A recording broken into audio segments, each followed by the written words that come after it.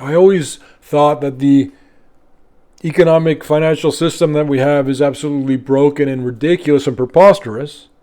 And now they've gone even further than I could imagine. In this video, we're going to talk about the debt ceiling, the $1 trillion coin, the old axiom, sell in May and go away, and the central bank digital currency and the problems with it. Sell in May and go away. You've heard that expression. This may be the year where you sell in January and go away. Sell in February, if not then March, if not then April.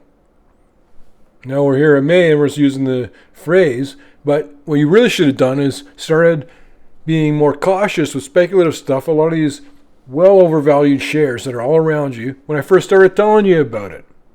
There's a lot of downside that could have been easily avoided that a lot of people did not avoid. But some of you did because you watch my stuff. Sell in May and go away doesn't matter this year. You should be positioned already that it doesn't matter. There's nothing to sell. The one thing that's right about it is it's about getting out of risk. It's about stepping out of the way of the moving train. It's not about getting more or trying to profit more. It's more about be cautious and step back. So yeah, sell in May, sell in January, February, March, April, all the way to December. This is not personalized trading advice for you. I have no idea what's best for you. I'm telling you what my opinion is. As always, understand that nothing in this video is intended as personalized trading advice for you. The whole debt ceiling thing is just political theater and it's preposterous. Take everything out of the picture. Just blank your mind out.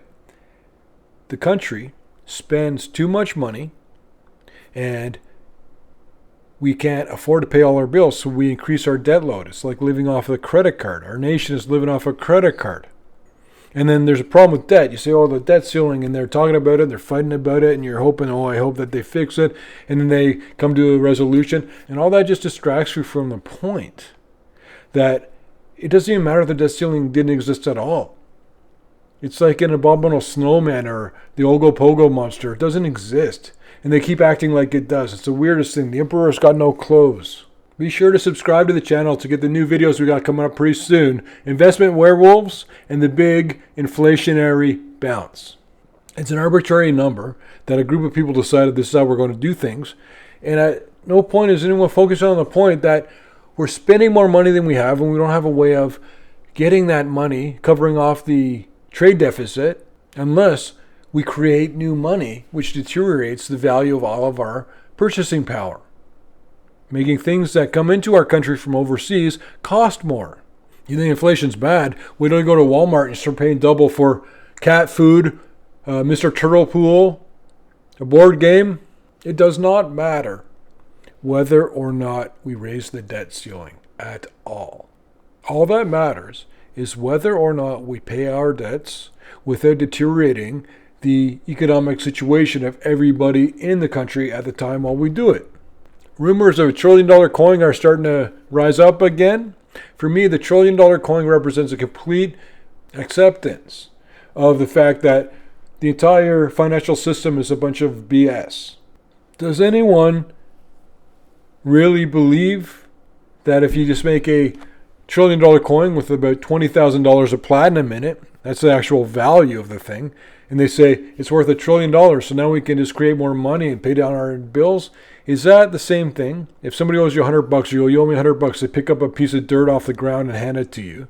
That's not repayment. Even if they argue that that piece of dirt is worth $100. I always thought that the economic financial system that we have is absolutely broken and ridiculous and preposterous. And now they've gone even further than I could imagine with the $1 trillion coin idea. They're actually being serious about this. And it's a sad thing. It's kind of like if you see $100,000 gold. That's not good. That's bad. The world has turned into who knows what. The act of having the $1 trillion coin, even talking about it, is the point. The point is that our financial system is already completely broken. Who would believe this? The central bank digital currency. Everybody's postulating about when it may start. It doesn't matter. It's just, if you know that we are going to get there, it might be soon, it might be not as soon as that, but we'll eventually go to a digital currency. Just about every country in the world is moving this way right now. So that's the way it's going to be. Unfortunately, you guys know that I have a major problem with the central bank digital currency digital money, even the whole concept of it, there's so many problems that can come out of it. And I don't think that it's something that's going to be a problem now or in 5 years.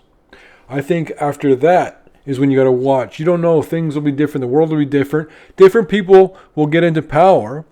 And the problem is that you've set up the ability for the entire population to be controlled by the digital currency that you have in place.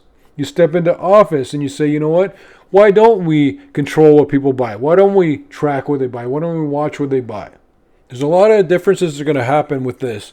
And none of them are going to be good, in my opinion, or should be welcomed by most people. It's not as though the system we had previously was that bad. You want something, you give a $10 bill to the dude and he gives you the sandwich. But eventually, of course, it'll all be digital.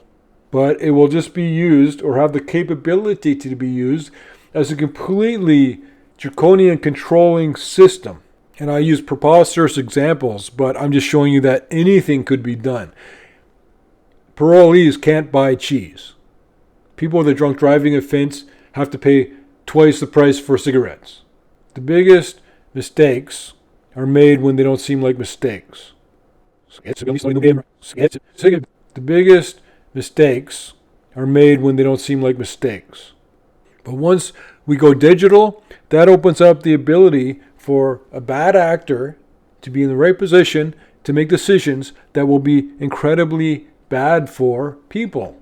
Be sure to subscribe to the channel to get the new videos we got coming up pretty soon. Investment werewolves and the big inflationary bounce.